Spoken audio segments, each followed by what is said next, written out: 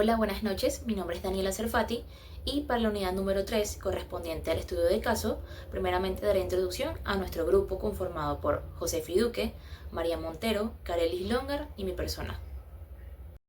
Bueno, nosotros como grupo decidimos trabajar con un caso hipotético acerca de un trastorno de neurodesarrollo. ¿Ok? Basándonos totalmente en lo que es el DSM-5.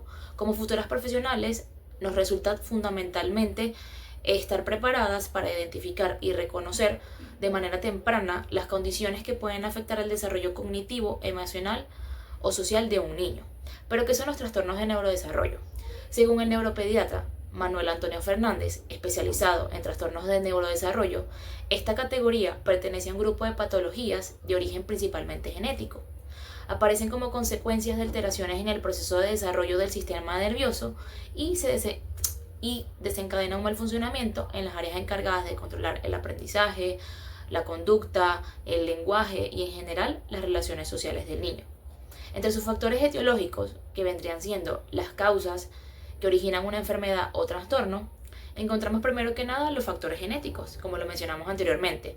Esto viene siendo todas las mutaciones genéticas, enfermedades congénitas, síndromes cromosómicos, por ejemplo, el síndrome de Down, o en general predisposición genética que pueda tener el niño o la persona.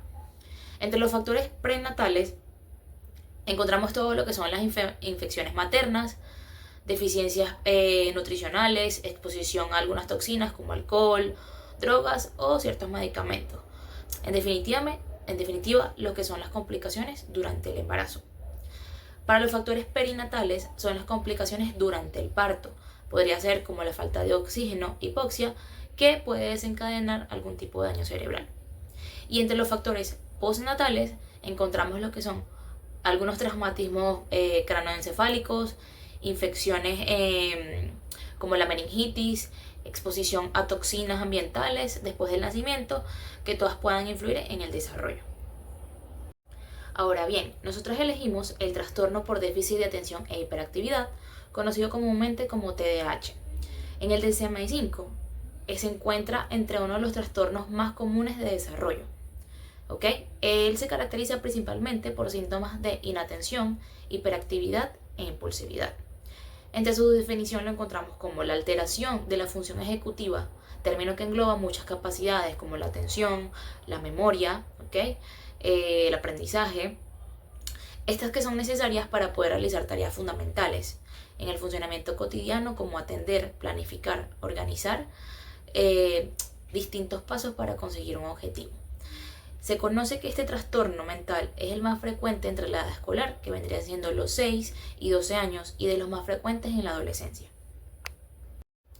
¿Cuál es la causa de este trastorno? En la actualidad se desconoce la causa exacta del TDAH, pero se ha estudiado que debe a un cúmulo de factores, causa multifactorial, y los estudios indican que entre el 70 y el 80% es de causa genética. ¿Es frecuente?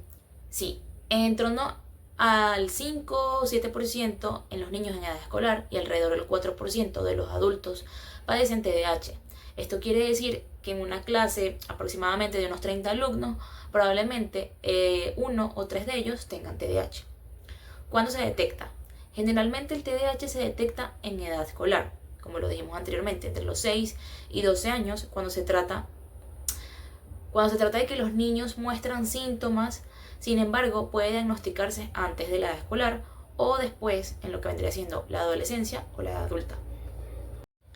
Es importante tener en cuenta que es normal y no debido a TDAH que en la edad escolar exista hiperactividad o que en la adolescencia pueda que el adolescente se sienta distraído por algún problema con sus relaciones sociales.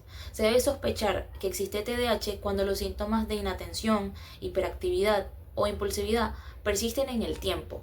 Ellos interfieren en el funcionamiento cotidiano de la persona, en sus relaciones sociales, familiares o en el rendimiento académico o en sus estudios o en su autoestima o en sus hobbies. Aunque el DSM-5 clasifica el TDAH como un trastorno del neurodesarrollo, algunos autores o enfoques lo han considerado y descrito como un trastorno de comportamiento, y esto tiene que ver a cómo se manifiestan los síntomas y desde qué perspectiva se analiza. Con este tipo de trastorno, el diagnóstico debe ser fundamentalmente clínico y debe realizarse de manera precoz, puesto que el paso del tiempo va a empeorar el pronóstico. Los aspectos preventivos son de suma importancia también, ya que reducen la probabilidad de la aparición del trastorno o que van a frenar la progresión de los síntomas si ya se estableció el problema como tal. Bueno, eso fue todo. Por acá vamos a pasar a construir el caso hipotético que lo explicarán mis compañeras. Hola, mi nombre es Joseph Duque y les vamos a hablar sobre un caso hipotético, el cual toda esta información es ficticia, sin embargo se tiene que realizar para poder realizar una buena historia clínica.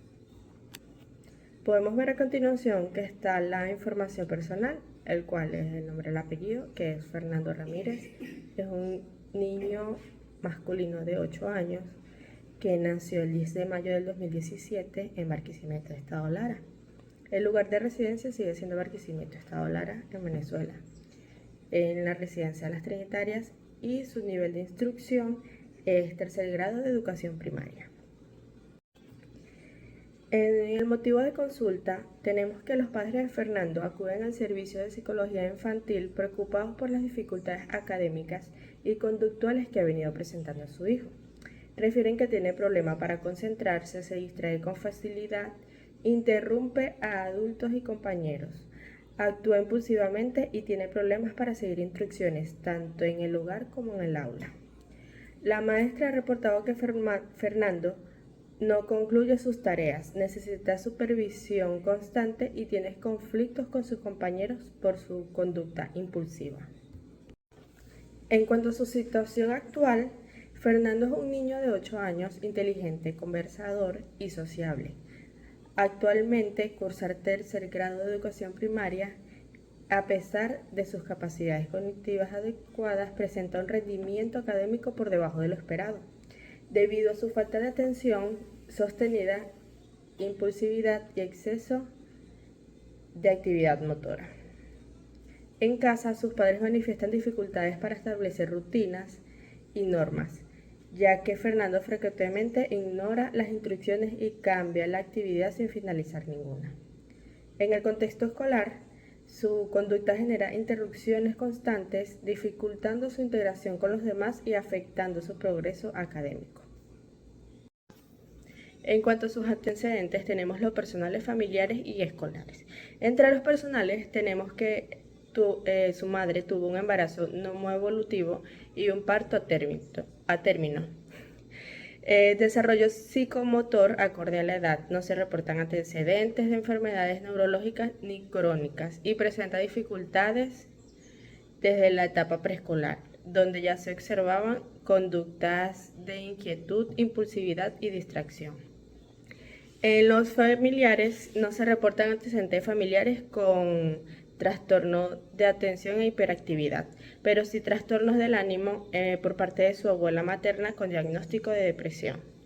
En los escolares, las maestras de primero, segundo y tercer grado han manifestado preocupación por el bajo rendimiento académico, la dificultad para mantener la atención, así como por las conductas disruptivas en el aula.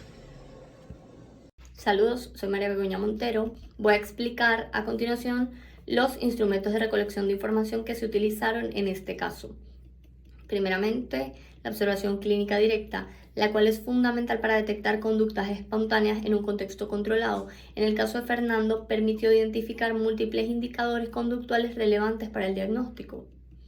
Segundo, la entrevista a los padres. Las entrevistas semiestructuradas permiten recabar información sobre la historia de desarrollo, rutinas familiares y aparición temprana de síntomas. En este caso, los padres señalaron los síntomas, desde qué edad se presentaban, las dificultades para seguir las instrucciones, los problemas de autorregulación en casa. Este instrumento aportó los datos longitudinales que consolidan la hipótesis diagnóstica y permiten descartar explicaciones alternativas. El tercero sería el cuestionario SNAP-4, que es el Swanson-Nolan-Amperham Questionnaire, que es una escala estandarizada basada en los criterios del DSM-5, que evalúa la frecuencia de conductas relacionadas con los dominios de inatención, hiperactividad, impulsividad, tanto desde la perspectiva de padres como de docentes. Los resultados en el caso de Fernando fueron puntuaciones clínicamente significativas tanto en el dominio de inatención como en el de hiperactividad o impulsividad. Y coincidencia entre el reporte de padres y docentes fortalecen la evidencia de que los síntomas se presentan en múltiples contextos. Este instrumento es clave porque proporciona evidencia cuantitativa que está respaldada por validaciones psicométricas, siendo uno de los más usados para la evaluación de TDAH. Y finalmente el informe pedagógico de la docente, donde describe una dificultad sostenida para terminar las tareas escolares, la necesidad de supervisión, los problemas con compañeros, las conductas en el aula. Ese informe complementa la entrevista, permitiendo establecer la existencia de la disfunción significativa en el ámbito escolar. El diagnóstico sugerido según el DSM-5 es un trastorno por déficit de atención e hiperactividad, TDAH, presentación combinada de intensidad moderada, codificado como 314.01. Los criterios diagnósticos según el DSM-5 que cumple el paciente son A.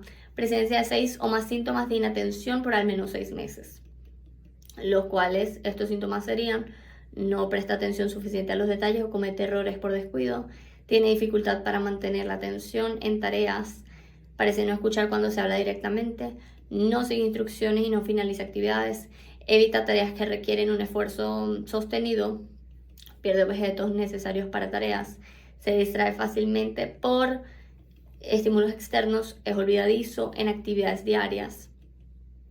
Criterio B. Presencia de 6 o más síntomas de hiperactividad en menos de 6 meses. Esos síntomas son: mueve en exceso manos o pies o se remueve en el asiento, se levanta en situaciones en que se espera que permanezca sentado, corre o salta en situaciones inapropiadas, tiene dificultad para jugar tranquilamente, habla en exceso, responde abruptamente antes de que se terminen las preguntas, tiene dificultad para esperar su turno, interrumpe o se entromete en conversaciones o juegos. Criterio C. Algunos síntomas estaban presentes antes de los 12 años. Esto ya fue confirmado por la entrevista con los padres. Los síntomas están presentes en 2 o más contextos, que está confirmado por que pasa en el hogar y en la escuela. Y el otro es que los síntomas interfieren con el funcionamiento social académico o social. Y que los síntomas no se explican con otro trastorno mental, lo cual fue descartado en la valoración, que sería el criterio F. Hola, muy buenas noches. Mi nombre es Karen Leongar y esta noche les voy a hablar un poco sobre el plan de intervención para el caso de Fernando. Este plan de intervención se va a estructurar en 16 sesiones que van a estar organizadas en torno a contextos específicos. Primero sería el contexto individual, que es para trabajar directamente con el niño, el contexto familiar, que es para involucrar a los cuidadores y asegurar coherencia en normas y refuerzos. Y por último, el contexto escolar, que es para garantizar adaptaciones y coordinación en el aula. Cada sesión tiene una conducta a modificar, un objetivo específico, una propuesta práctica, la técnica que se va a emplear y una meta clara. Comenzamos primero con el bloque número 1, que sería el de intervención individual, que va desde las sesiones 1 a las 6 en este caso. En el espacio individual se abordarán principalmente la distracción sostenida, la impulsividad, la hiperactividad motora y la baja tolerancia a la frustración. En las sesiones 1 y 2, la conducta a modificar sería la distracción sostenida. El objetivo sería reconocer momentos de distracción y aumentar gradualmente la atención. Y las técnicas que se van a utilizar van a ser el autorregistro metacognitivo y ejercicios de pausas atencionales.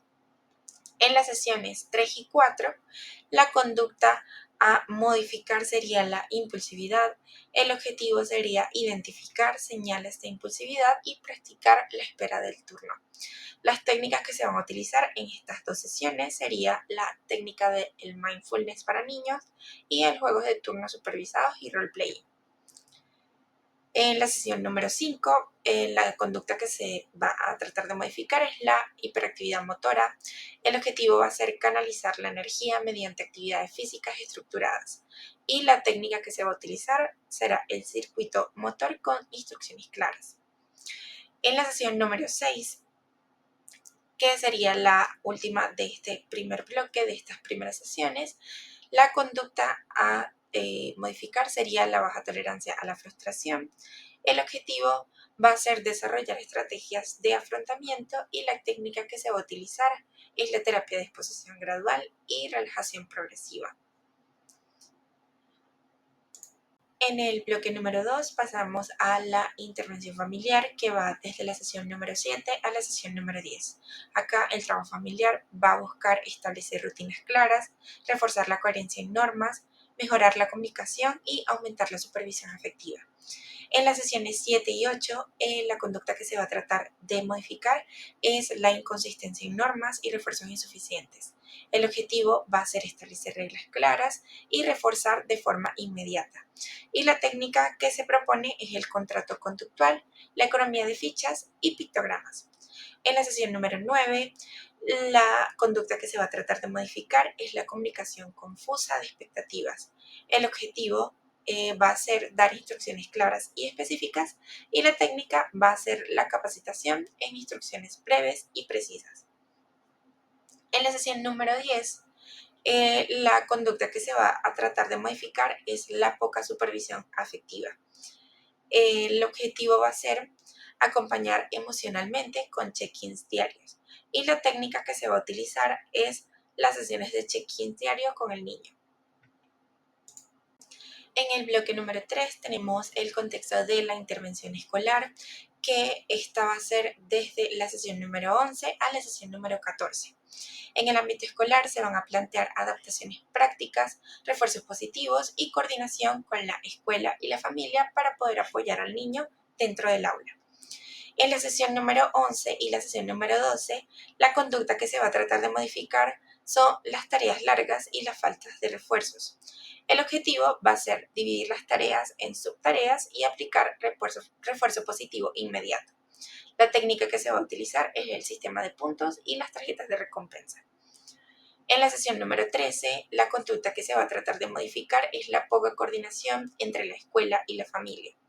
El objetivo va a ser crear un canal de comunicación regular y la técnica que se va a utilizar acá es la agenda de seguimiento y reuniones mensuales. En la sesión número 14, la conducta que se va a tratar de modificar es la ubicación con distracciones.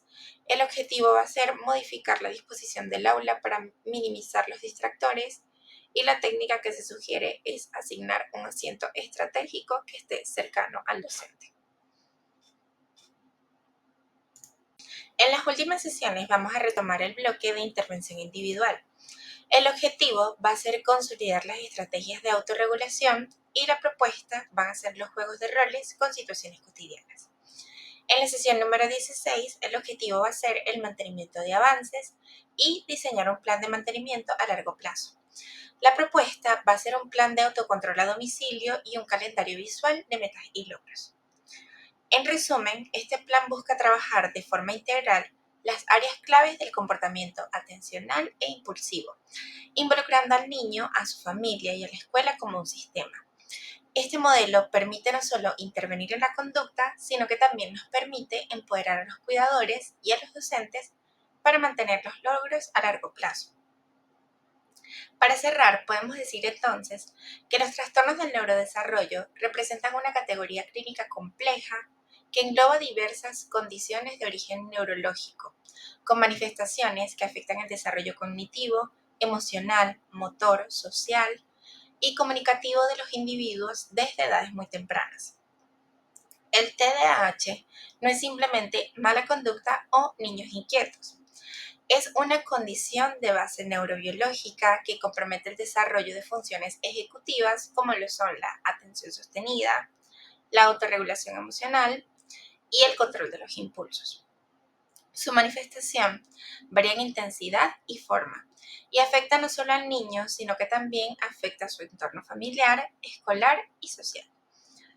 El tratamiento del TDAH, como el de cualquier trastorno del neurodesarrollo, debe ser integral, individualizado y sostenido en el tiempo, incluyendo tanto intervenciones terapéuticas como psicoeducativas, el acompañamiento familiar, adaptaciones escolares y, cuando sea necesario, el apoyo farmacológico.